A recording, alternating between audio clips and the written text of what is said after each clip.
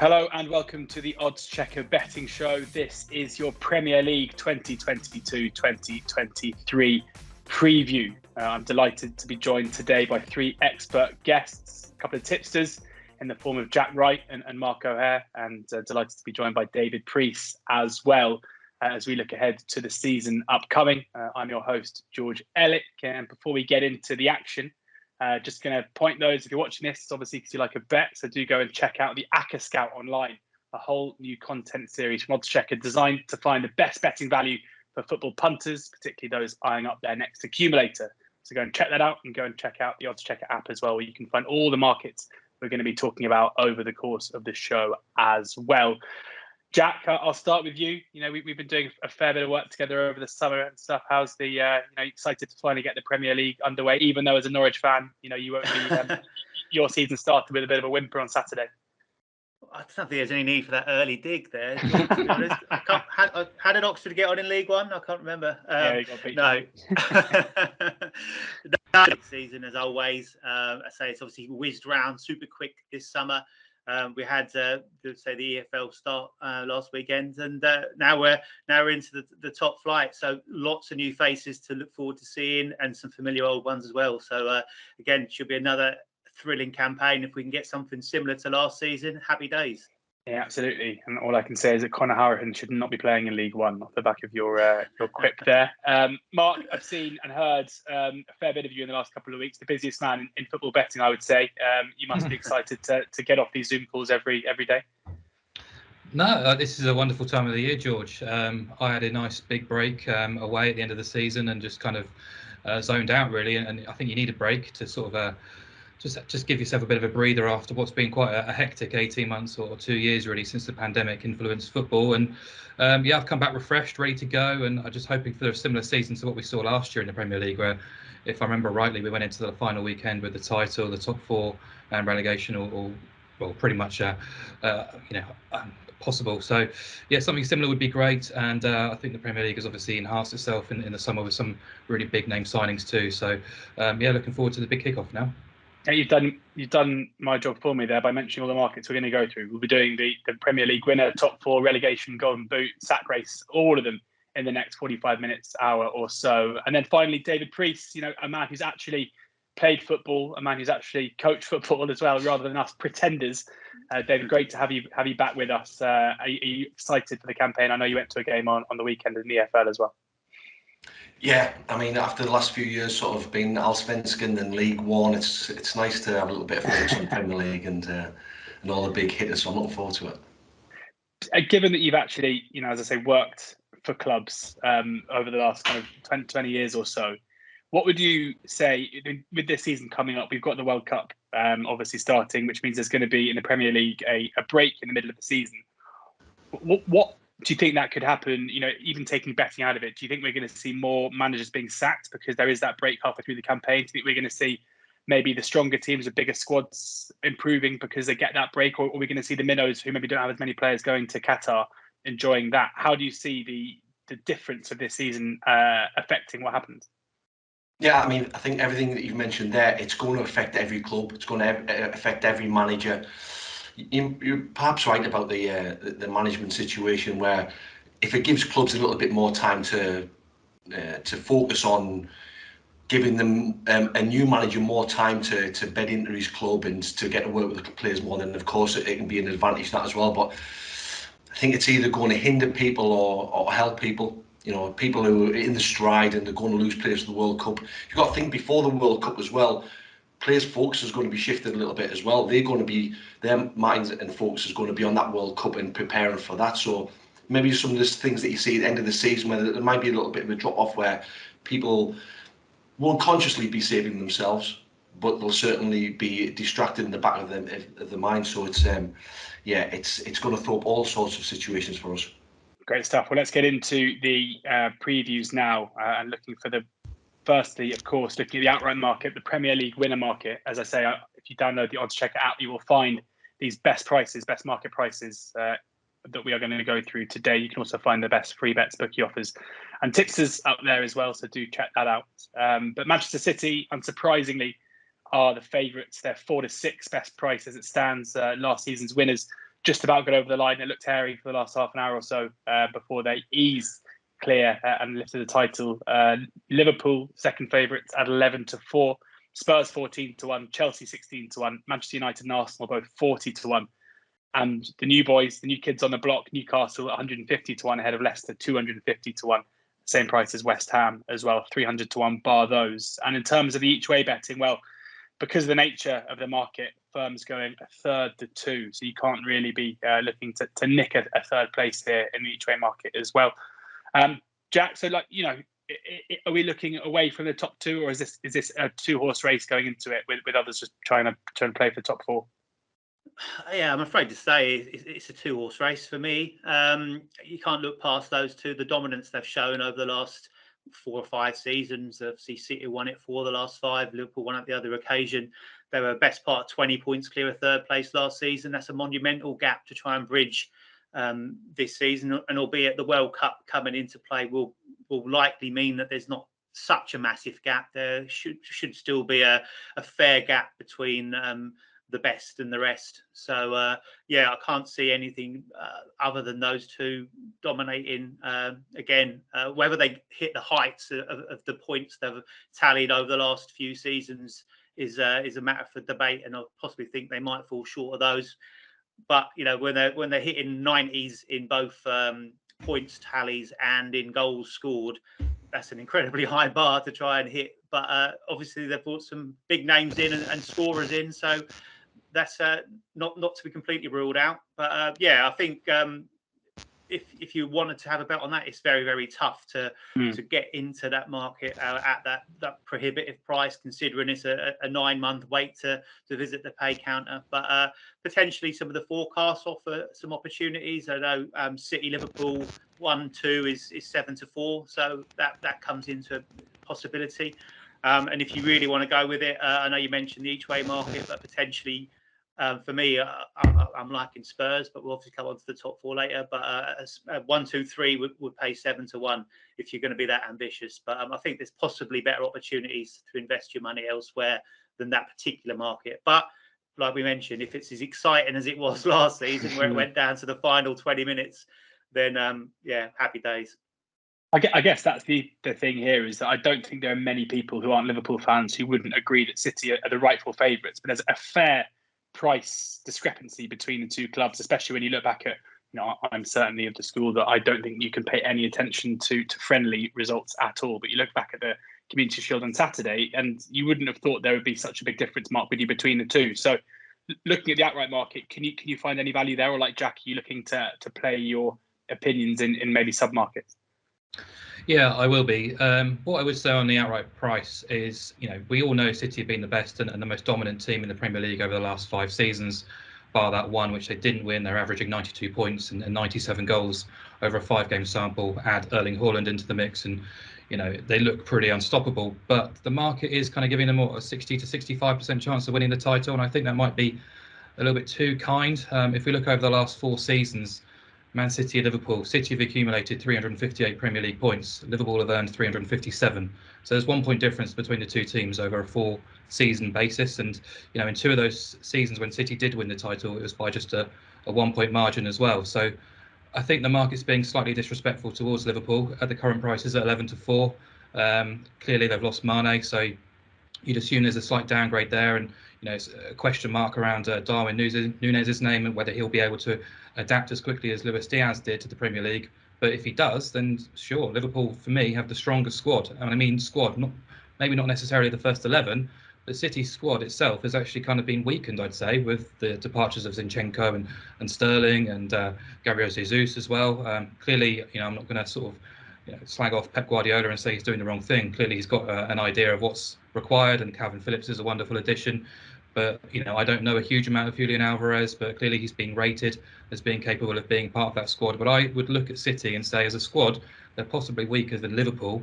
And as we say, we don't really know how the World Cup is going to affect things. And 11-4, I'd rather be a backer of Liverpool than Man City at the current prices.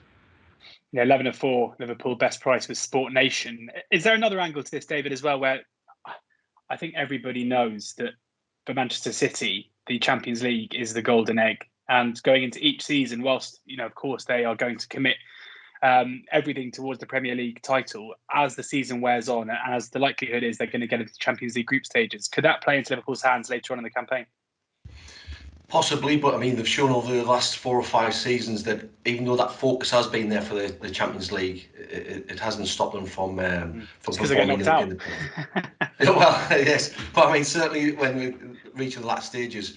But when it comes to these two sides, it's like we'll go on to discuss other clubs where there's lots of ins and outs, and there's new managers coming in, and you look at that group below Liverpool and Manchester City, and you just think, because of the stability, because of the consistency, there's no big overhaul. They're just tweaking squads here and there. It just gives them such a massive advantage. And there's very few teams in the division this year.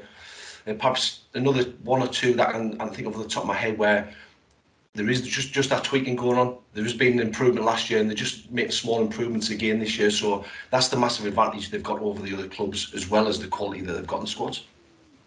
Very decisive for the business, aren't they? They get in, they get it done. They know what they want, and it's done early on. And that, as you said, they're stable.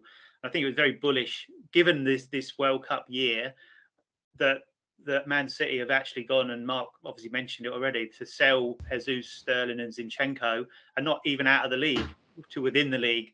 Obviously, states how confident they are with what they've got, but it's a gamble, which we'll find out whether it's will backfire or not as the season progresses. But certainly an interesting dynamic. This won't make me popular down the road with my Arsenal supporting nephews, but is there not a slight thinking there that it's not the worst thing to strengthen Arsenal of all the clubs? You know, it's not really a club who are going to be competing with you at the top end of the table, but might strengthen them against the other teams at the top end. Maybe that's just a cynic in me, but I don't think we'd have seen Jesus maybe go to Conte's Spurs, but we'll see. David, can you see any, at the prices at the moment, can you see any value in the winner market? I think it's just they're so far ahead of everyone else. I think it'd be foolish to look at anyone, but I think that if you're looking at the business done this summer, you have to think that the ones that the club that's done the best in the market is Spurs. They're the ones who clearly improved under Conte. I know there was a little wobble. I think it was the Burnley game when he threw his toys at the pram and sort of got frustrated, and maybe that's pushed. They sort of just push the envelope a little bit, just so they can he can release some funds from Daniel Levy and to really make a go of it. And he's proved himself as a coach. He should be backed by the owners, and clearly that's what's happened this summer. So if there's anybody who's going to creep in there, you could say that. Chelsea as well, Thomas Tuchel. Things don't seem to be going well at the club at the moment. Obviously, there was the ownership issues. Seems to be some problems in pre-season as well. So otherwise, looking back 12 months, you would say it was Chelsea coming off the back of the Champions League win, but all's not well there either. So it's difficult to see beyond the front two, I think.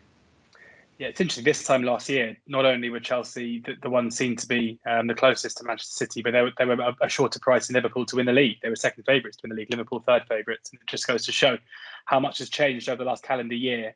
There is a market for without Manchester City and Liverpool, and Tottenham are the 7 and 4 favourites in that market. That's with Coral. Chelsea 23-10, Manchester United 11-2, Arsenal 8-1, and then Newcastle 33s, West Ham 50-1. Similarly, in the top 4 market, now that we're going to discuss, the best of the rest, unsurprisingly, City 33-1 on, as short as 500 on the spread X. Liverpool 7 on. They're also as short as 200 on. Spurs 4-6. Chelsea are the same price, 4-6. Arsenal 9-5. Manchester United 11-5. Newcastle are 17-2. Mark, how would you like to play these ones? We said at the top end, you reckon City are maybe a little bit too short because of the each way, the way the market is with each way terms. It's hard to really play any of these best of the rest. But there is the without the market and there is the top 4 market. So who do you want to be with there?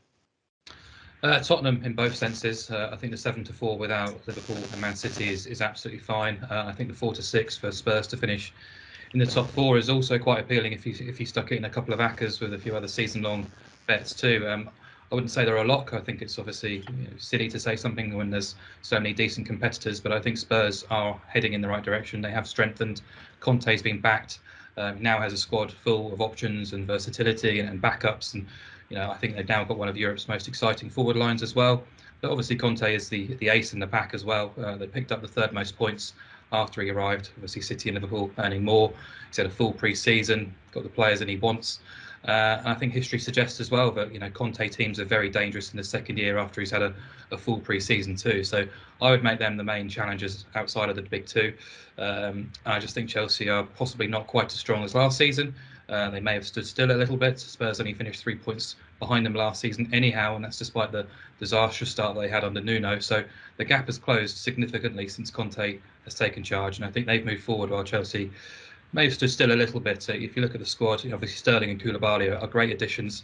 You still lost Rudiger, Christensen, Azpilicueta's being linked with a move away constantly. Thiago Silva's a year older now, and N'Golo Conte is a player who's not been fit for a long time, and there's still no obvious and consistent goal scorer in that squad either. So, a huge faith in Thomas Tuchel doing what's required to get Chelsea and engineer them into a position where they can compete. But if you look at last season, particularly the second half, clearly off-field issues may have distracted the squad, and Tuchel said so much himself. But 12 draws last year, and I think that's probably an impact of not having a player of the ability of Harry Kane or Mo Salah or even Erling Haaland up front. So Spurs would be the pick in both markets.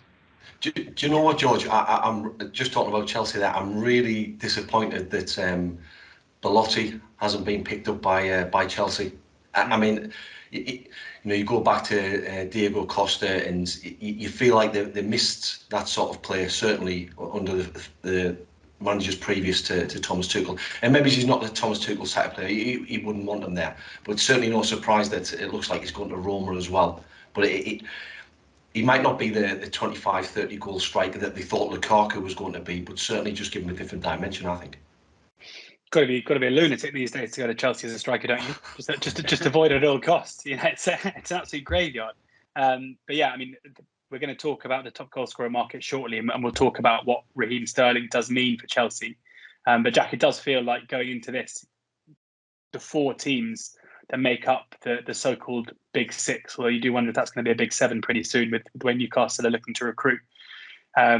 Chelsea are the one where the vibes are not good. You've got Spurs with Conte progressing.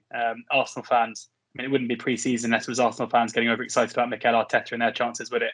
And then Manchester United, another new dawn. Will it be a false dawn again? We'll see. Chelsea do seem to be the ones who come into this campaign with the most question marks. However, the market still has them pretty much on a par with Spurs.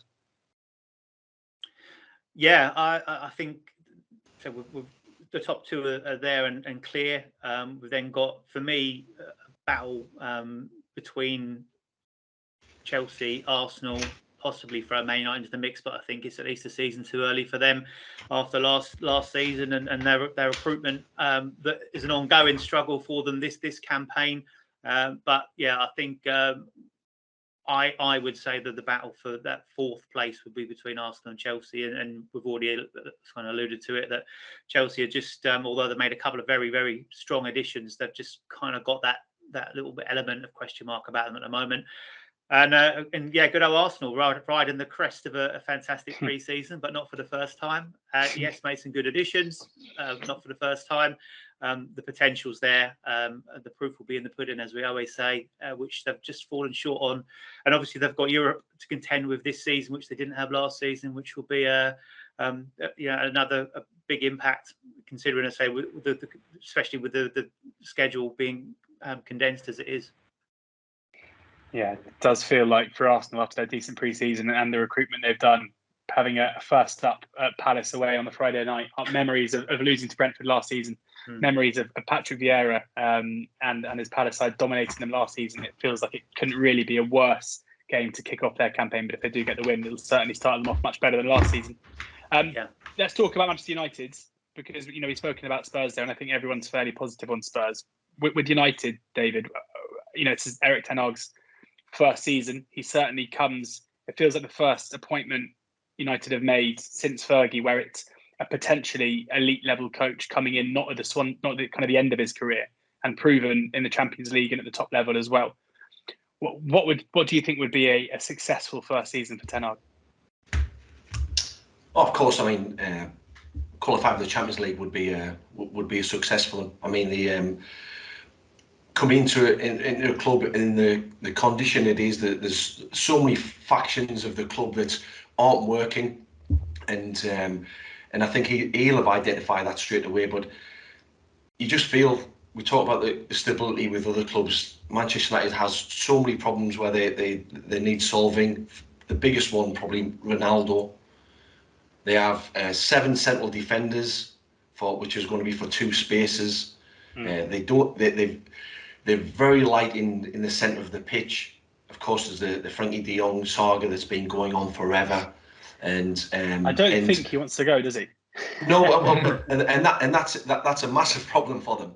The only, I'm sure that they must have other targets, but you look around and they seem to have put all their eggs in one basket, and the longer it goes on, the less likely they're going to be to bring somebody in, and they're still going to be left with McTominay and Fred in the centre of the park. Of course, they've signed Christian Eriksen, who will play a little bit further forward. Of course, he's a great addition to the squad. Whether he's going to be playing in every game, he certainly adds value to the team. But again, they just need somebody in that sort of either defensive midfield player or a defensive midfield playmaker like Frankie de Jong, someone who can dictate from the centre of the pitch, someone who can really give them the lens to the style that Ten Hag wants them to play. Where at the moment, again, McTominay and Fred just aren't the players that can be the link between the defence and the attacking players. And you seen last season where they turned into almost a counter-attacking side at times when they're going back to front very quickly. Of course, if that's the way you want to play it and that's how you play, then that's fine.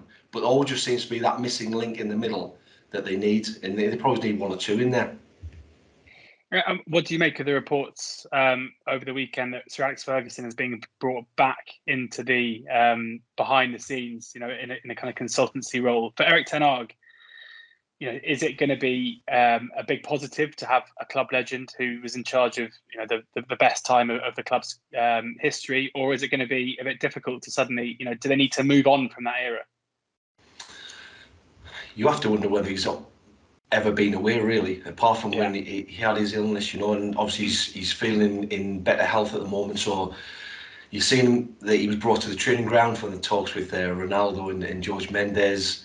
So he still has some influence, and of course it takes a strong manager to be able to have someone like that on your shoulder. But just looking at Erik Ten Hag, I think he is that character, and I think he'll certainly listen to him and take on board the experience that comes with dealing with someone like that, Sir Alex Ferguson. But I can't see him having too much influence in tactics or recruitment, but just having someone like that who's a real leader, who's been and seen and done it all, it can be valuable to a club. And I think that I don't think it is a case of dragging the club into the past. It's just been somebody being there as a bit of a figurehead, and somebody that the Ten Hag can lean on if he wishes to. But he looks like a strong character to me. I don't think he'd be needing to do that too much. Yeah, indeed. Seeing rumours that Tom Huddleston is set to sign for Manchester United. Didn't realise we were in 2007 here, but obviously it'll be a hybrid role with the under-23s, as we're seeing plenty of clubs doing. Jack and Mark, before we move on from the top 6 ends, who would you be with? Say there was a match bet between Arsenal and United at this stage. Mark, we'll start with you. Who are you more positive on? Probably just Arsenal. It's not an easy one to take. I still think these two are a decent stretch away from the top 4 of last season. Arsenal have signed pretty well. They got Saliba back as well, who will strengthen the defence, but I still question their maturity and their ability to handle the big occasions. I think what Arsenal did really well last season was get back to kind of old style of being real flat track bullies and winning the matches they're expected to win. They picked up a huge amount of points against the bottom half, and that stood them in good stead. But clearly, as Jack said, the European commitments is something which I don't think is being talked about enough, really, because last year they didn't have them. So and they still managed to screw things up at the end and had that terrible start. So I still need to see a bit more maturity in that squad. It's obviously a young squad and moving in the right direction, and I like what Arteta's doing in terms of the bigger picture and the project there. So and just a massive question mark over United, really, because individually there's so much talent in that squad. Eriksen, Sanchez, Fernandes, Varane, Last season there was a fair degree of optimism about them after some big name signings, but they ended up 11 points off Arsenal and 13 off the top four. So Erik ten Hag, he's got a strong CV, but he's not actually been coaching as the number one for that long, really, for a 52-year-old. Strong personality, clear philosophy. I think that will benefit them for sure, but he needs time and needs support as well. It's a proper rebuild there, so some real major surgery. We talked about the holding midfield and the central midfield. It's not been upgraded really. I don't believe Eriksen is the answer there. I think he'll be playing a little bit further forward. So wait to see. They've also got Europa League commitments to deal with too. So probably Arsenal, but only just. Just Arsenal, Jack. What about you? Yeah, I'm Arsenal as well there. I think they're further down the line than United are. United need to, as we've already said, they've got to get themselves sorted out, and they've got a lot of progression to make to catch up with the rest. And say, I think in answer to your question you put a little bit earlier, to show some identity, to show some like consistency, and to kind of close the gap from themselves and the top five. Would be progression for them this season, but yeah, I don't think they've quite got enough at this moment in time to do that. Well, let's look down towards the bottom end of the Premier League, at the relegation market now. Bournemouth are the 4 to 7 favourites for the drop. The only team odds on. Nottingham Forest are 5 to 4. Fulham 13 to 10. Leeds are 9 to 4. Brentford 5 to 2, or 23 to 10 actually is a bit of 5 to 4 is best price. Southampton 3 to 1, Everton 7 to 2, Wolves 11 to 2, Palace 7 to 1, Brighton 9 to 1, Leicester 16 to 1, Villa 18 to 1, West Ham 25 to 1. It feels, David, like maybe one of the more open relegation markets in recent times. You think back this time last summer, Everton, I think, were 25 to 1 for the drop, and look what happened with them, so close to going down. And all three promoted teams certainly looking in fair nick going into the new campaign. Who do you think are set to struggle? Well, I think just listening to the odds there, I can't really disagree with with what's been said. You look at Bournemouth. Bournemouth haven't really recruited a great deal. They've recently brought in Marcus Tavernier from Middlesbrough. A couple of signs from the Championship. It really looks like, and it feels like to me, as if they don't want to do with Forest. They don't want to have a big outlay of money. They're quite happy to go with what they've got, more or less. And then if they go down, then they're in a stronger position to come back again, more settled position to come back up. And there's no big fire sale of players, and they can try and keep that consistency. So the next time they come up, they're better equipped to stay in the league. Leeds are a big worry for me. I know they've recruited okay. Aronson coming in looks a decent player. Obviously a great assist at the weekend for Patrick Bamford, and he'll be crucial to them this season. Without Bamford this season, there's no question they'll struggle. But also Jesse Marsh is still a big question mark over his ability to make inroads into this league with his Leeds team. So I'll put them as second bottom, and then Fulham. I think between them and Forest, I think obviously Forest have made a big outlay in players. That could come back to backfire on them when it takes time for all those players to gel into the side. I think Dean Henderson's been a great acquisition for them. Obviously losing Bryce Samba last season, who was the hero of the penalty shot in the playoff semi-final. He could have been a big player for them, but Dean Henderson's been it's adequate, more than adequate cover for them, and I think they'll just do enough to stay up.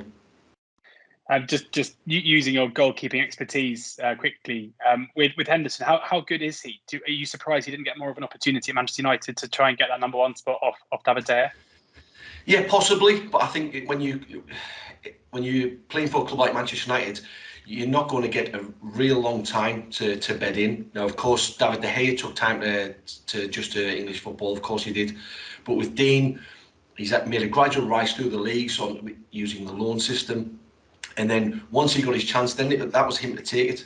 He needed to perform at a level that was going to give Ole Gunnar Solskjaer a problem.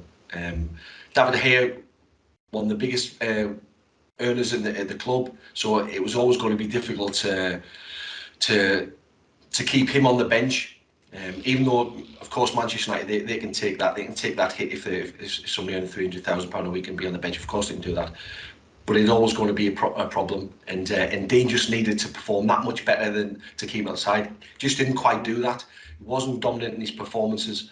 And this move makes sense. And yeah, I just hope they can grasp it now and take it on from there, because there's still time for him to claim his place back at Manchester United. Because, you know, you look at pre-season, David De Gea saying all the right things, coming out, trying to be a leader, and then coming up short when it comes to dealing with crosses almost yet again. So it's not a foregone conclusion that De Gea is going to be there for a long term still. And indeed, Henderson's got a chance to, if he can perform at Forest, to win that place back. Yeah, absolutely. And looking at your three selections for relegation, there is a relegation treble market up on oddschecker as well. And Bournemouth, who was it? Bournemouth, Fulham, and it was 10-1, and Leeds 10-1, the three of them. Yeah, with William Hill, 10-1 for those three to get relegated. Mark, how do you see the relegation market at this stage? Similar to David, actually. I've got grave concerns about Bournemouth. I've never been completely convinced by Scott Parker anyhow, but you know, if you look to the last 4 seasons, on 3 occasions at least 2 promoted teams went straight back down, and Parker's comments at the weekend were really quite concerning. Really, he said they're way short of where they need to be ahead of the season. He said we barely have any defenders. We lost 8 players at the start of the season. At this present moment in time, the squad is much weaker than it was 2 months ago when we got promoted. Basically got 3 senior centre-backs on the books: captain Lloyd Kelly, Chris Mepham and James Hill. James Hill's a youngster. Mepham played only 8 games at centre-back last season. Hill played just 2 minutes. So that's a massive area of concern for Bournemouth right now. So I expect them to be there or thereabouts, as the market suggests. Fulham too. I think obviously Marco Silva, I think, is a real asset to have.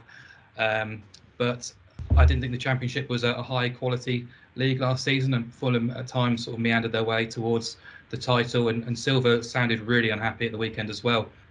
Wouldn't be too surprised if there's issues behind the scenes at Fulham at the minute. They only had 3 senior outfield players on the bench in their final pre-season game, and Silva said himself no one can compete at this level with just 16 senior players in the squad. Again, at centre half, they're just massively short because he's ostracised a few of the more senior players, trying to get them out of the door. So they basically got Tim Ream and Tosin Adarabioyo as options, and Tim Ream, as we know, is probably not good enough for the Premier League these days. So those 2 would be a huge concern. I've massive faith in Forest, more down to Steve Cooper than actually their transfer business. I think once they won promotion, I was relatively confident that they'd have a decent fist of things, as Brentford and Leeds did. I just think his tactical acumen, his attention to detail, and the balance in the squad is really strong, and I do like the additions. Leeds concerns for sure after losing key players. Southampton, there's question marks over, but just a big believer in Ralph Hasenhüttl and his process. And Everton, I can see the clamour, but I'm going to throw out a bit of a wild card in, really, which is Wolves at 11-2. Got absolute pelters on social media with my 1-20 from Wolves fans for this, but there is a method to the madness, really. And Jose Sarr was the standout goalkeeper in the Premier League last year, and if you look at post-shots XG numbers, quite remarkable, really. He basically prevented around 9 goals, less than Wolves should have conceded, really. He also led the league for save percentage. Going forward, things are pretty wretched. They're in the bottom 3 for goals scored. And also, if you look at their sort of shots on target numbers, really, really poor. They've actually been averaging fewer than 1 goal per game over the last 2 seasons. So it wasn't just last year.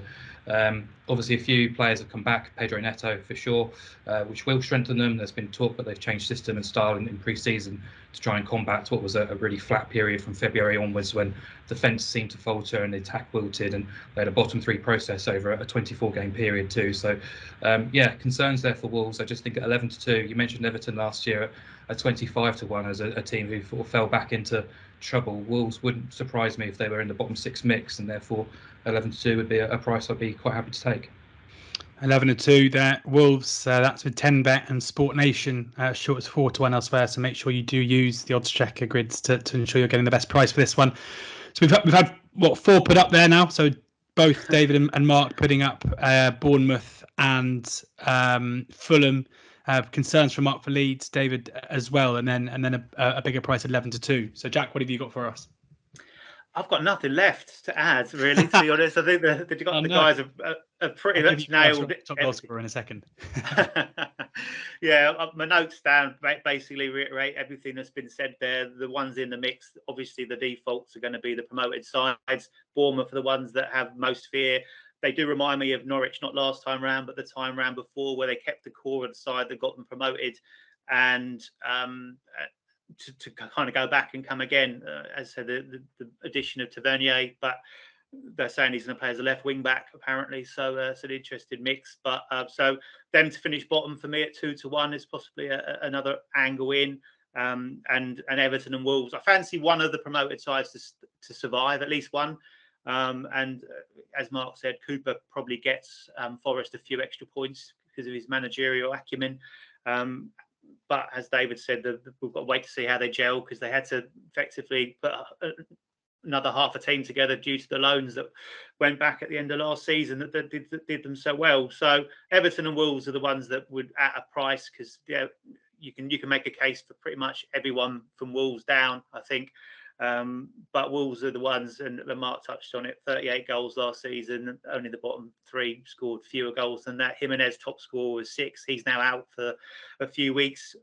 So a tricky start to the campaign for them could lead to a few troubles. But I'll go with what the guys have said there. Nothing extra to add than that. Well, I'll chuck something at you then, because I'm amazed, mate, that between the three of you learned experts in this field, that Everton haven't been mentioned at 7-2. Is this not? I mean, from where I'm sitting, you've got a team who were fairly fortunate to stay up last season. I think the most important game and 3 points that they got in their survival bid was when they went to Newcastle, went down to 10 men, were battered for the most part, and broke up the other end, and then after 94 minutes and won the game 1-0. And that kind of started the comeback. But you've got a manager in Frank Lampard that there are still huge question marks over. They lost Richarlison, their most talented player, as well. It's one of those, sometimes in horse racing, you say, if this horse was trained by John Gosden, it would be favourite. It feels to me like if this wasn't Everton, if Everton were called something else, but we had the same data over the last 12 months or so and the same knowledge of the manager, they'd be shorter than 7-2. But you can tell me, Jack, that why I'm wrong. No, I definitely have Everton in the mix. As I said, I think it's I just felt it's a little short for me. But you make a strong case, as I said, Richarlison, as you said, as you always do. But Richarlison, 10 goals last season, twice as many as the next highest scorer for Everton, and was top assists as well. So Lampard, is he going to go back to the style? Is he going to stick twist? Lots of questions to be asked. And as I say, they were a shambles last season. 10 points on the road. That's the thing for them. If they can put something together away from home, then they've got a better chance, because Goodison's a strong place for them, relatively speaking, as far as the relegation mix is concerned. But we're atrocious away. So they picked up 4 points in their final 3 away games. So that only drew them level with Norwich as far as points gained on the road, which is never a good place to be. So absolutely, I think they're bang in trouble. But just would have shaded with Wolves purely because they're a slightly bigger price. Well, what I'd say about Everton, just as minor positive, is just like Leeds last season, they were absolutely ravaged by injuries to real key players as well. Calvert-Lewin barely played. Barely played at 100% at least, and he's had a full pre-season. Yerry Mina's back around available again. So some really key players that were injured for long periods of time. And again, just a minor positive. I'm not particularly fond of Everton at all. And I do think there's plenty of reasons why that 7-2 is a nice price. But there was that sort of siege mentality towards the end of the season when supporters really kind of got behind their team and made Goodison a really quite intimidating place to play. And I think that kind of backs against the wall and kind of us against you mentality has been retained throughout the summer by Everton supporters, who are getting pretty peeved by everyone putting up for relegation and believing that they're too good to go down. So I wouldn't be too surprised if Everton fans really got behind their team again. But as we'll talk to as well, Lampard's towards the top end of the sack race market. So if he's gone early doors, they could easily get a stronger replacement in. So yeah, just a few sort of more crumbs of comfort, I'd say, for Everton. I don't know how much I'd trust the Everton owners to make a better appointment, given what we've seen in recent seasons as well. But yeah, I mean, certainly Everton fans are very much on board with Lamps and credit him with keeping them up last season, which has got to be a positive going into the next campaign. Before we look at the top goal scorer market, David, I'll come to you quickly just on kind of the rest. We've got a Crystal Palace team who I absolutely loved with my EFL hat on. Not only have we seen Bereze and Michael Elise last season come to the fore, but also Malcolm Ebiowe is a player that I absolutely love, who they've got in from Derby over the summer. We've also got Brighton, the data darlings. They finally seemingly got a striker in Undav who could actually finish the chances that they consistently create. Leicester under Brendan Rodgers could be losing James Maddison. We'll see. Newcastle, West Ham, and Aston Villa as well. Who of those are you positive about, and who do you think could be in for a difficult season? Well, I'm going to belie my Mackham roots, and I'm going to say that I think Newcastle can look forward to this season with a lot of positivity. Great second half of the season from Eddie Howe and the players. Seen a couple of games in pre-season as well. They look in good shape. Fine Fettel defensively looks sound. Nick Pope is a great addition to the squad. They're very strong in the goalkeeping department. Of course, Martin Dubravka, I thought, written really highly. Always doesn't get the credit that he deserves.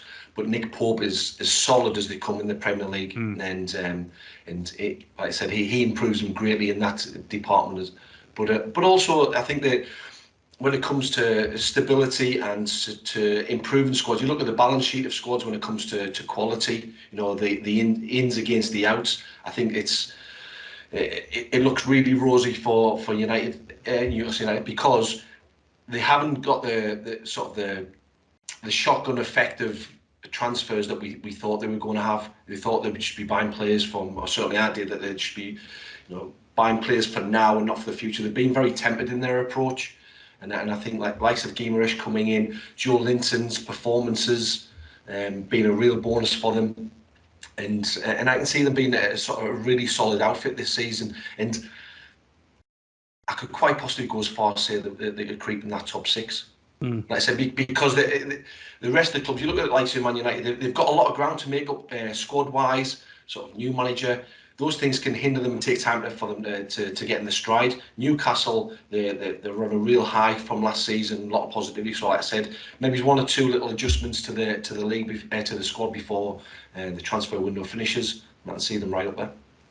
Yeah, I'll quickly run through the top six market now, and Mark and Jack, you can add any thoughts you've got. Ignoring the big six, where Arsenal are the biggest price at 4 to 7, Newcastle are 11 to 4, West Ham 9 to 2, Villa 11 to 2, Leicester 6 to 1, Brighton 9 to 1, Palace 14 to 1. Jack, can you see any of those breaking in? Do you think any of them are valued to do so?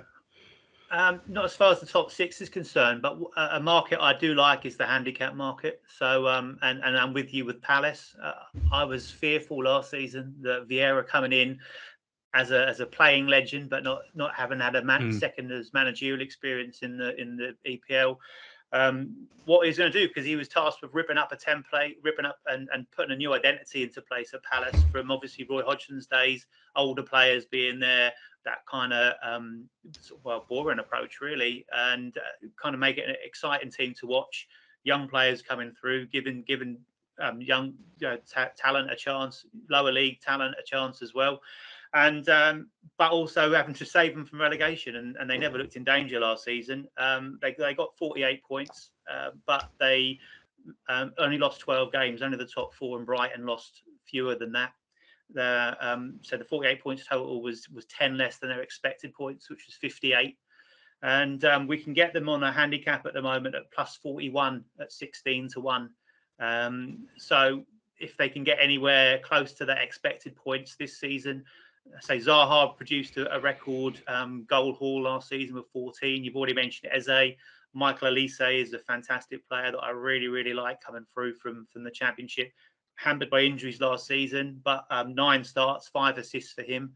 Mateo as a second season up front, Edouard in backup. They've got lots there. The defensive pairing of Anderson and Guy High look very, very impressive. And I love the recruitment of Czech Decore coming in from Lens for about 20 odd million, replacing effectively Gallagher going back to Chelsea. But say if we can get them up to 50-ish points, adding 41 to that will put them up into the 90s, and I think that could make them very competitive. Certainly put them in the argument at 16-1 in a handicap. Yeah, handicap market there. The way to play Palace for Jack.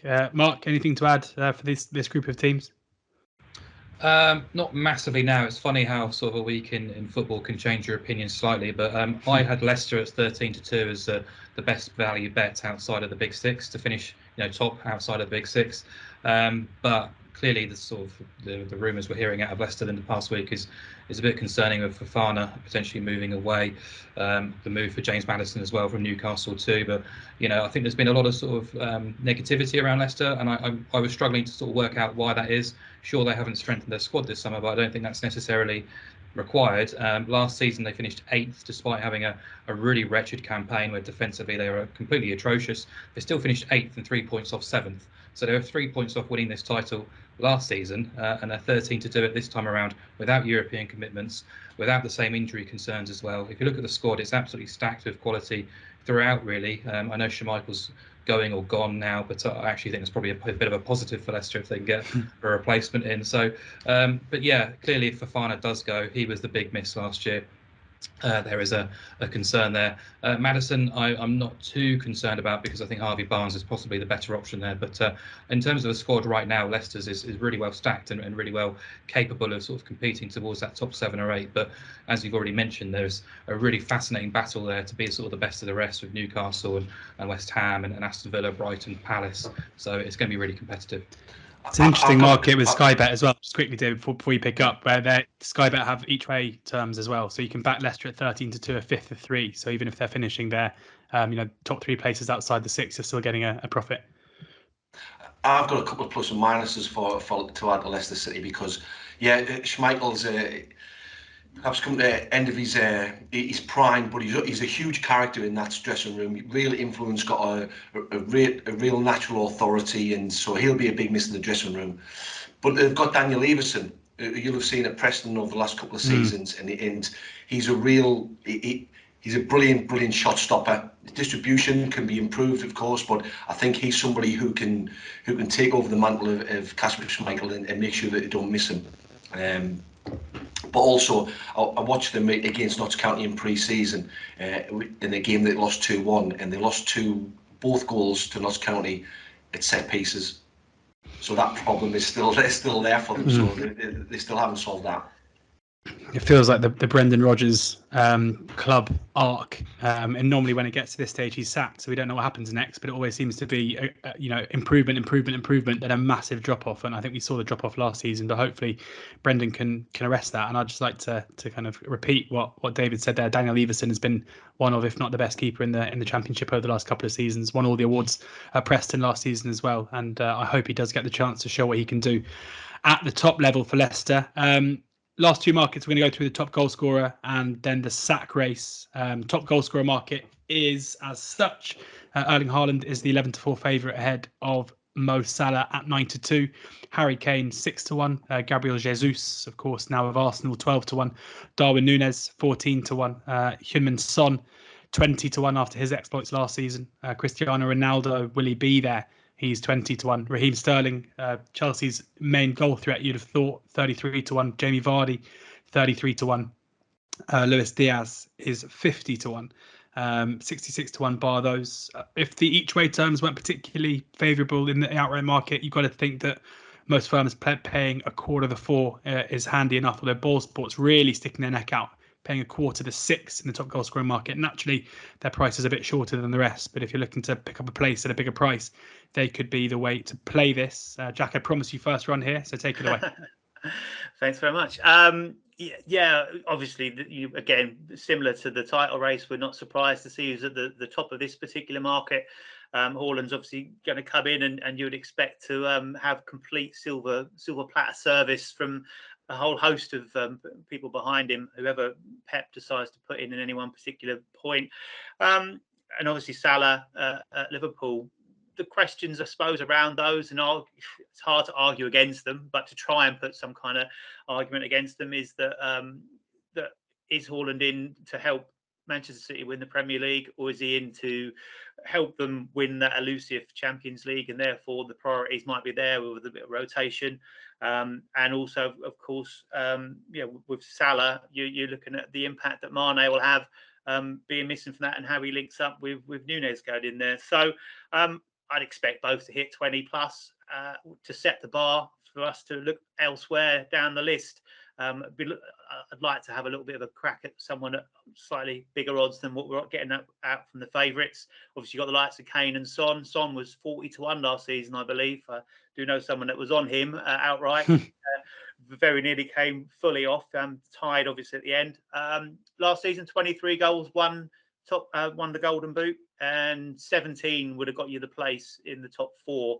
So looking through that, you mentioned Sterling. I've actually gone for his teammate as someone to possibly keep an eye on as Havertz, if he's going to be playing as a number 9. Obviously, Lukaku no longer there, who we expected to feast last season. Certainly wasn't that. Famine. Yeah, famine indeed. Looking at Havertz stats for his starts as a number 9 for Chelsea, 17 in the Premier League, got 7 goals. So would put him in the conversation to sort of be up there to say get possibly like 15 to 20 goals. And if it really hits off for him, then he could say certainly break that 20. He's got the talent, and what I would say about him is that he's on a upward trajectory from when he started with Chelsea, and he seems to be finding his feet and his confidence. Given a consistent run in the team and a role in that position, then possibly would be one at 66-1. I saw him best priced, potentially to certainly each way value. There's lots again there to offer him some by way of ammunition. If Reece James can stay on the pitch, he got 9 assists last season.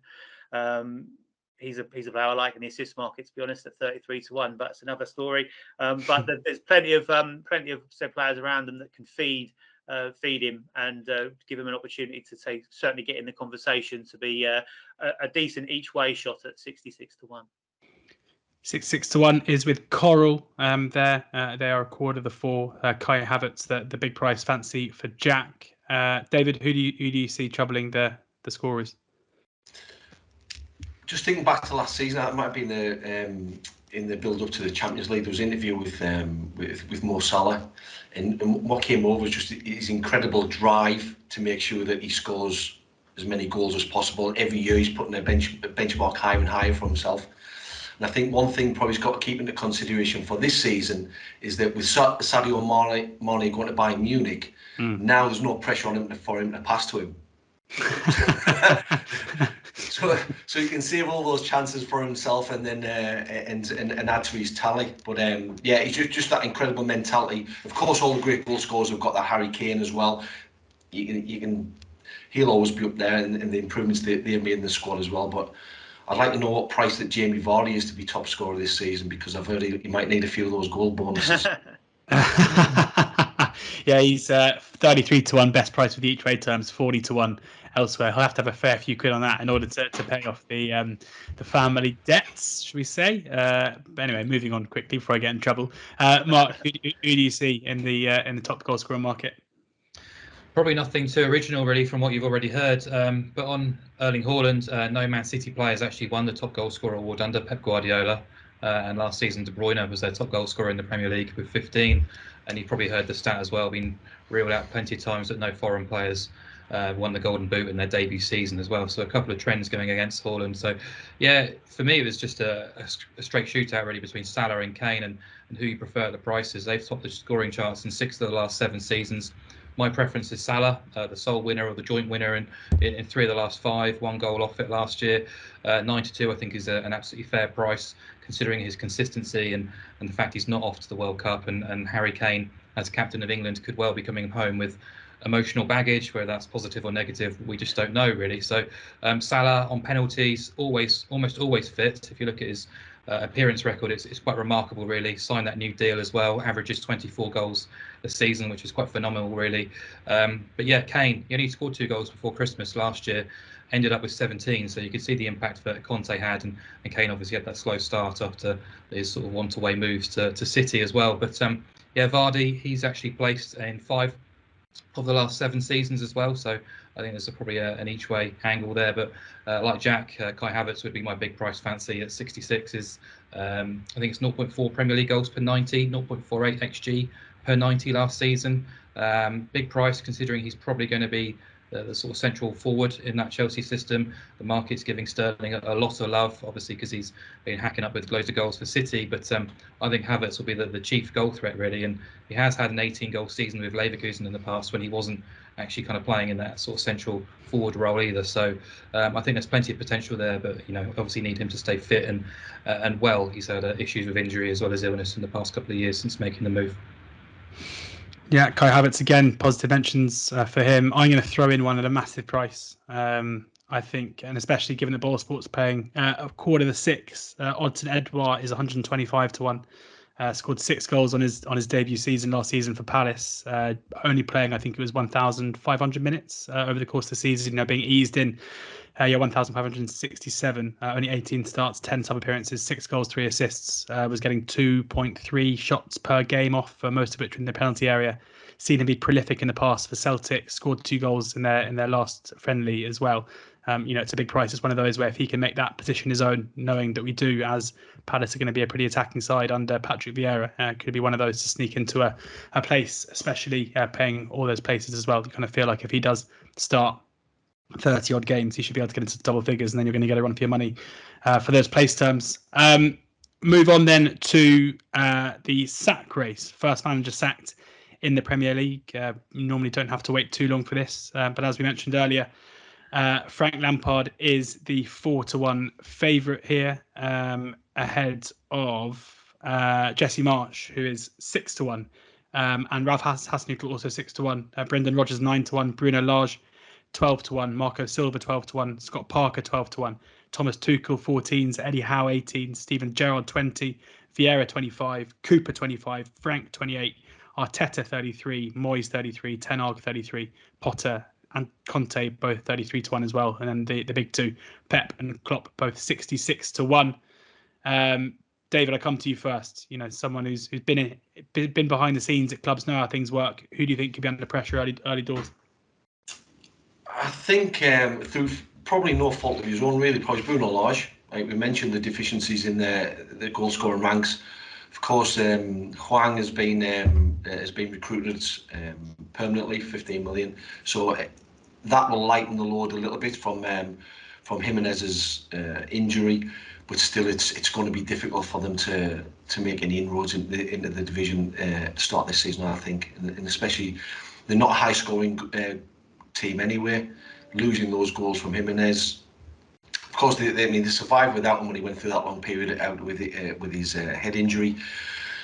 But I think it'd just be too much for them to cope with this time around. And I think that, like I said, nothing down to the deficiencies in his coaching, just circumstantial situation will make sure that it'll probably be him. Interesting stuff. Yeah, 12-1 Lage is to be first to go. Lage. Jack, who do you think could be? You gave me a pretty good one in the Championship market for this. You gave me Dean Smith at 40-1. Definitely not 40-1 now after Norwich's opening day defeat. So can you repeat the trick here? Nothing that big, I'm afraid, because I don't really fancy Pep or Jurgen Klopp to get dismissed. So we're at that top end of the market. I think is a race between probably 8 managers. I actually had Bruno Lage down as well, based on what I said about Wolves and the relegation situation. He just cut a very frustrated figure last season towards the end, and you could potentially see that starting this time around. I looked into the last 4 seasons, and unfortunately we've not got a Watford this season. If not, that would make this conversation a lot easier, as you know from last season, where you capitalised on that. Watford twice, West Brom and Fulham were the first clubs to pull the trigger, and 3 of the last 4 seasons were promoted sides that suffered. So if not Bruno Lage, I'd probably throw Scott Parker into the ring at 12-1, given that they could be atrocious and kind of left with nothing but an option to get rid. I think Watford tend to bring the average game span down. I think there are 11 games between the last 2 dismissals from their managers.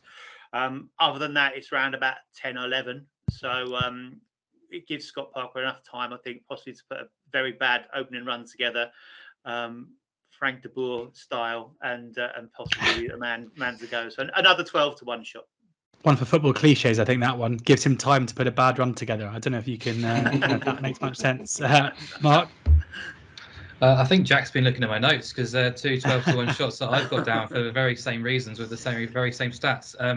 I think Lampard is a worthy favourite, but I'm not going to back that price. And Southampton and Hasenhüttl, his teams tend to start pretty well, full of running, fitness and intent. So they're always quite awkward in the opening sort of stanza of the season. So quite happy to sort of look away, even though they've got a difficult start. So yeah, 12-1 Larger, 12-1 Scott Parker, both appeal. But I was also going to sort of split my stake between three and chuck in Marco Silva at 12-1. Mentioned earlier, there's clearly a bit of tension behind the scenes about how the summer has gone. The celebrations of sort of promotion have long gone. There's quite a despondent mood around the cottage at the minute, and there seems to be a sort of sense of inevitability after sort of previous promotions, but this is going to be a pretty rough ride. And Fulham play 4 of the big 6 in their opening 7 games. So it's not just a case that he might be able to, or he might be removed. I think there's also a potential here that Silva might want to walk away and down tools, really, because I mentioned those comments at the weekend. You don't want to sort of speculate too much, but read between the lines. And one of the comments was, everyone that understands football can see that we need at least 5 or 6 players. That's clear. So to me, the sort of line of everyone that understands football feels like a sort of subtle dig at the CAO, Alistair Mackenzie, and the vice chairman, Tony Khan, as well. So, if that relationship is fractious, there could be a sacking or there could be a sort of walking away from Silva too. So a couple of reasons why I think 12-1 for him, as well as the stat that Jack pulled out about the newly promoted managers winning this pretty often in the last couple of years, just kind of edges him sort of towards the top of my thinking, alongside Parker and Bruno Lage. 12-1 Marco Silva with Bet Victor, Lage 12-1 with Bet Victor, Betfair Sportsbook and Paddy Power, Parker 12-1 with Paddy's and Betfair Sportsbook. I'm going to throw a final big price one into the mix as well. Mikel Arteta at 33-1 is as short as 16-1 elsewhere. I always feel, and it felt the same last season, every time Palace play against Arsenal, both times last season, it's a bit of an audition for the Arsenal manager. I think there's no denying that Arsenal fans would probably quite like to see Patrick Vieira in charge, and I think it will make Arteta's job quite awkward if on Friday night we see Palace do what they did to them last season and win comfortably. And it would mean that if the bad start continues, I'm sure there'll be clamour to bring in the former captain Vieira to replace him. But I think Arteta's as short as 16-1 elsewhere. That's probably the price I'd have him at. So at 33s, maybe worth a little flyer as well. Thank you very much, guys. Thanks to David, thanks to Jack, and thanks to Mark for sharing their insights ahead of the Premier League season on the Oddschecker betting show. Subscribe to the Oddschecker YouTube channel, where you can find loads more preview content and more content throughout the season and across all sports as well. We do an Oddschecker betting show pretty much every week for horse racing, so do subscribe there. And you can find all of these shows up on any podcast provider as well. Do download the Oddschecker app, as I said at the top of the show, where you can find all of these markets and the best prices, bookie offers, free bets, and some of the best tipsters in the game as well. Do check out the Acca Scout, a new content series from Oddschecker, designed to find the best betting value for football punters, particularly those eyeing up their next accumulator. Find that on the YouTube channel as well. Fingers crossed for a brilliant Premier League season. All the best to you guys. Thanks for sharing your tips. Hopefully some winners in there. But as is always the case, please ensure that you're gambling responsibly.